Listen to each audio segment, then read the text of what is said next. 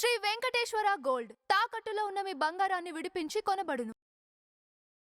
అందరికీ నమస్కారం. నేను మీ కిరా కార్పేని. జోగి రమేష్ ఈ పేరు చెబితే ముందుగా గుర్తుకొచ్చేది 2019 నుంచి 2024 మధ్యన జగన్మోహన్ రెడ్డి అధికారంలో ఉన్నప్పుడు అధికార మదంతో అధికార దుర్వినియోగంతో పదవుల కోసం ఎంతకైనా దిగజారే జోగి రమేష్ 3 సార్లు ముఖ్యమంత్రిగా పనిచేసిన నారా చంద్రబాబు నాయుడు గారి ఇంటి మీదకి కంకర్రాలతో బీరు సీసాలతో దాడి చేసినటువంటి కీలక నిందితుడు జోగి రమేష్. ఇటీవల కాలంలో ఇబ్రహీంపట్నంలో కూటమి ప్రభుత్వం మీద బురద జల్లే దిశగా కల్తీ మద్యాన్ని అమ్ముతూ దాన్ని రుద్దే దిశగా ఉంటే దొరికిపోయినటువంటి వ్యక్తి జోగి రమేష్. నోటికి ఎంత వస్తే అంత కేవలం పదవుల కోసం జగన్మోహన్ రెడ్డి ఆశీస్సుల కోసం దిగజారిపోయే వ్యక్తి జోగి రమేష్. ఇదంతా ఒక ఎత్తు. ఇప్పుడు జోగి రమేష్ అంటే గుర్తుకొచ్చేది జోగి మేఘన, జోగి రాజీవ్ సతీమణి జోగి రమేష్ వాడలు జోగి మేఘన ఇబ్రహీంపట్నంలో జోగి రమేష్ మీద పలు కేసులు, డజన్ కేసులు పెట్టింది. పైన 11 మంది మీద, జోగి రమేష్ కుటుంబ సభ్యుల మీద ఇబ్రహీం పోలీస్ స్టేషన్ లో పలు రకాల కేసులు, గృహహింస, హత్యాయత్నం, వరకట్న వేధింపులు,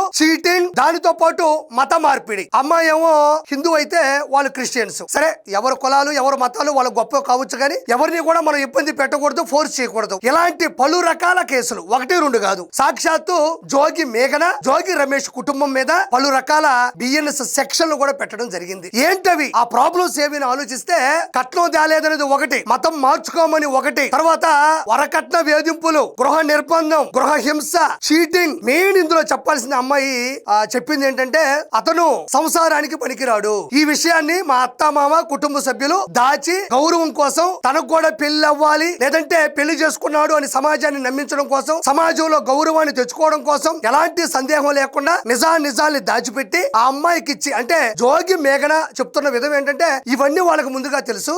వాళ్ళ గౌరవం కోసం, వాళ్ళ ప్రతిష్ట కోసం, వాళ్ళ కుటుంబం కోసం అంత ఎత్తున పెళ్లి చేసి నన్ను అత్తారింటికి పంపిస్తే అక్కడ వచ్చినటువంటి షాకింగ్ న్యూస్ ఏంటి అంటే అతను ఒక విషయంలో పనికిరాడు. అంటే మనం లోతుగా చెప్పకూడదు, ఒక విషయంలో సంసారానికి పనికిరాడు. పెళ్లి చేసుకున్న తర్వాత నేను చాలా సార్లు అనుమానించాను, పోనీలే పలు రకాల ఆలోచనల వల్ల అయి ఉంటది అనుకుంది. బట్ చివరిగా చూస్తే అనుమానమే నిజమైంది, అతను పనికి రాడు.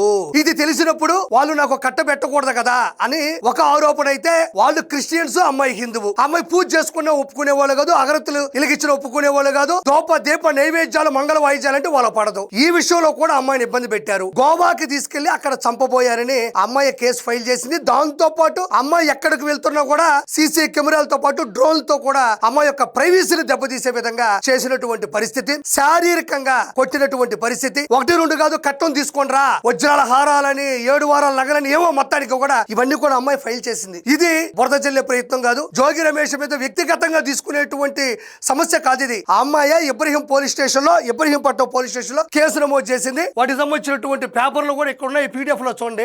ఇది ఒకటి ప్రస్తుతానికి చూడండి, బట్ నేను దీన్ని చాట్ జీపీటీ లో వేసి తెలుగులో చూపిస్తా మీకు. Further my father in law, mother in law and sister in law, ఇదొకటి 2, ఇది 3. నేను తెలుగులో దీన్ని చేశాను. ఒరిజినల్ గా సోషల్ మీడియాలో చక్కర్లు కొడుతుంది, ఇవి నేను ప్రత్యేకంగా పెట్టింది కాదు. ఆ అమ్మాయి చేతులారా రాసినటువంటి ఏదైతే స్టేట్మెంట్ ఉంటుందో ఆ స్టేట్మెంట్ లో ఒక పేపర్ ని తెలుగులో చూడండి. పెళ్లికి ముందు అతని కుటుంబ సభ్యులు చూపిన శ్రద్ధ పెళ్లి తర్వాత కొనసాగలేదు.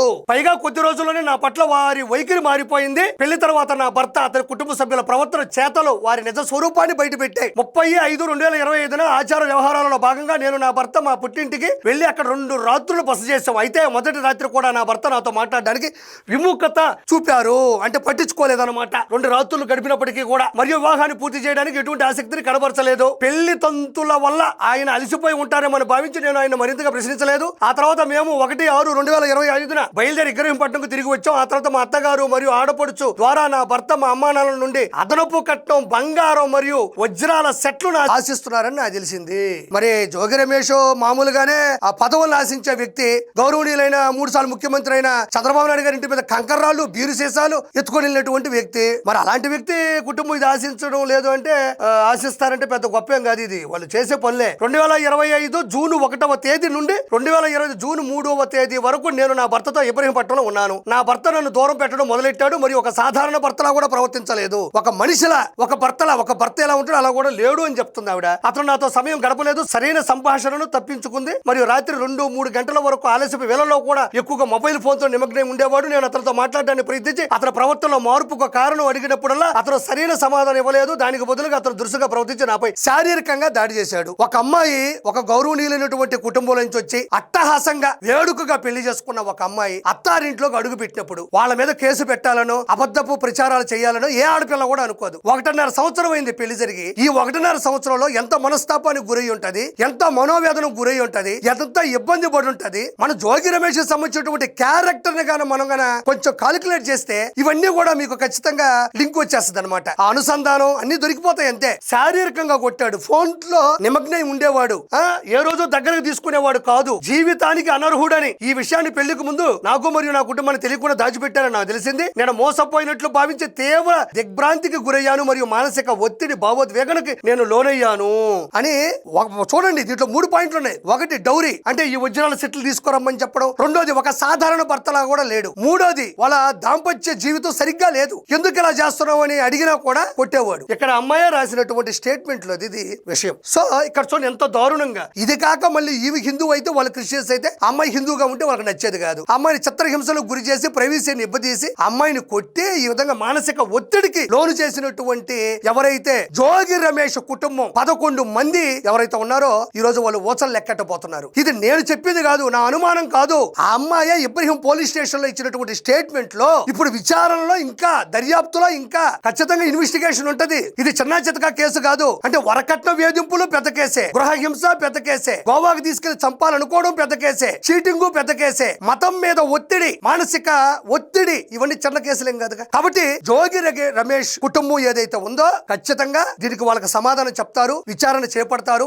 100% అమ్మాయికి న్యాయం జరగాలి. జోగి మేఘనాకి ఇంకా జోగి తీసేవచ్చు. మేఘనా అమ్మాయి వద్దనుకుంది, టార్చర్ పడింది, ఒక సాంప్రదాయమైనటువంటి గౌరవమైనటువంటి కుటుంబం నుంచి వచ్చింది కాబట్టి 1.5 years చెప్పుకోలేదు మారతాడేమో అని. సంసారానికి పనికి రాకుండా, మతానికి మద్దతునివ్వకుండా, మళ్ళీ కుటుంబం నుంచి డౌరీ తీసుకురమ్మని చంపడానికి ప్రయత్నించి అమ్మాయి ఎక్కడికి వెళ్తే అక్కడికి డ్రోన్లు పెడితే ఏ ఆడపిల్ల చేస్తుంది సంసారం. కాబట్టి అమ్మాయి ధైర్యంగా బయటకు వచ్చింది, చిత్రహింసలు తట్టుకోలేకపోయింది. ఆ అమ్మాయి ఇచ్చినటువంటి స్టేట్మెంట్ నేను చదివి వినిపించాను. 1 కాదు కదా, మొత్తం 1, 2, 3, 4 పేపర్లు దాకా ఉన్నాయి అవి. సో దీని మీద వాళ్ళు ఇబ్రహీం పోలీస్ స్టేషన్ కి కేసు ఫైల్ అయింది కాబట్టి జైలుకి వెళ్తారు. ఖచ్చితంగా వీటిలో నిజంగా ఈ ఆరోపణలకి ఆధారాలు ఉంటాయి, నిరూపణలు ఉంటాయి. కాబట్టి ఖచ్చితంగా వీళ్ళు 11 మంది, 11 ఇలా అచ్చు వచ్చినట్టుంది. అక్కడ జగనన్న 11, ఇక్కడ జోగి రమేష్ 11. అయితే వైఎస్ఆర్ సిపిలో ఉండేటువంటి గొప్ప విషయం ఏంటంటే, నేను ఇంత ముందు కూడా చెప్పా, మరి గూగుల్ డేటా సెంటర్ అనేది అది ఒక గోడౌన్ అన్నారు. మరి చంద్రబాబు నాయుడికి ఆ కీర్తి, ఆ పేరు, ఆ ప్రతిష్ట వస్తుందని తెలిసి అది మా హయాంలోనే వచ్చిందన్నారు. అంటే జొలాయి సినిమాలో బ్రహ్మానందం గారి మాదిరిగా దొరికిపోతుంటారు. ఇదొకటి. 2ది, వాళ్ళ కుటుంబంలో ఉండేటువంటి లొసుగులు, వాళ్ళ కుటుంబంలో ఉండేటువంటి చెడు విషయాలు ఎవ్వరూ చెప్పనక్కర్లే, వాళ్ళ కుటుంబ సభ్యులే బయటికి చెప్తారు. వాళ్ళు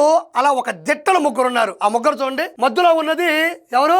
జగనన్న. జగనన్నకేమో సొంత చెల్లి కన్న తల్లి, అటు షర్మిలమ్మ ఇటు విజయమ్మ. రోజు వార్తల్లో జగన్మోహన్ రెడ్డి గురించి, జగన్మోహన్ రెడ్డి కుటుంబం గురించి వాళ్ళు నిజాయితీగా బయట పెడతా ఉంటారు. ఆయన గురించి ఏమీ చెప్పనక్కర్లా, మొత్తం వాళ్ళే చెప్తూ ఉంటారు. సొంత చెల్లి కన్న తల్లి, మళ్ళీ బయట వాళ్ళు కూడా కాదు. ఇల్లు ఏదో డ్రైవర్లో పియ్యోలో వచ్చి చెప్పారంటే ఒక రకం బ్లడ్ రిలేషన్. ఇక్కడ చూడండి, జోగి రమేష్ ఈయన కోడలు ఎవరు? జోగి మేఘన. తన భర్త ఎలాంటి వాడు, దేనికి పనికిరాడు, ఎంత గృహహింస పెడతారు, ఎలా మానసికంగా శారీరకంగా ఇబ్బంది పెడతారు, మొత్తం అమ్మాయి ఇబ్రహీం పోలీస్ స్టేషన్ లో కేసు పెట్టింది. కోడలు ఇటు చూస్తే ఈయన తెలిసిందేగా, వ్యవహారవాడు, ఈయన నా మీద కేసులు పెట్టుకుంటూ పోతా ఉంటాడు. ఒకడు కూడా తీసుకోరు, ఎందుకు తప్పు చేస్తే కదా. ఈయన గురించి ప్రముఖంగా చెప్పాలా, రాష్ట్ర రాజకీయాలే కాదు భారతదేశ రాజకీయాల్లో ఎలక్షన్స్ ఆమడ దూరంలో ఉంటే అంబటి రాంబాబు అల్లుడే వచ్చి మా మామ నీచుడు, దయచేసి ఓట్లు వేయొద్దు, అతన్ని గెలిపించొద్దు, అలాంటి వ్యక్తులు రాజకీయానికి అనర్హులు అని సొంత అల్లుడు, సొంత కోడలు, సొంత తల్లి చెల్లి చెప్పడం గమనార్హం. ఇంకా మరి రానున్న రోజుల్లో ఎలాంటి కుటుంబ సభ్యులు అంటే బయట వాళ్ళంటే తట్టుకోలేక చెప్పారంటే ఒక అసూయ ఉంటది, ఒక బాధ, భయం ఉంటది. కుటుంబ సభ్యులు తట్టుకోలేక డైరెక్ట్ గా పోలీస్ స్టేషన్ కి వెళ్ళి చెప్పేటువంటి సమస్య, మీడియాకు చెప్పే సమస్య. అల్లుడైతే ఎరగదీశాడు ఆ రోజుల్లో. అంబటి అల్లుడు అనే సినిమా తీస్తే మామూలుగా ఆ సినిమా. కాబట్టి వీళ్ళు చేసే తప్పుల్ని భగవంతుడు వాళ్ళ కుటుంబ సభ్యుల చేత చెప్పిస్తున్నాడు. కాబట్టి రానున్న రోజుల్లో ఇంకెన్ని వస్తాయో. సో ఈ 11 మందికి కఠినమైన చర్యలు తీసుకోవాలి. వీళ్ళు ఖచ్చితంగా జైలుకి వెళ్ళాలి. ఎలాంటి ఆడబిడ్డలకి ఏ కుటుంబంలోని అన్యాయం జరగకూడదని మనస్ఫూర్తి కోరుకుంటూ నేను మీ కిరా కార్పీని.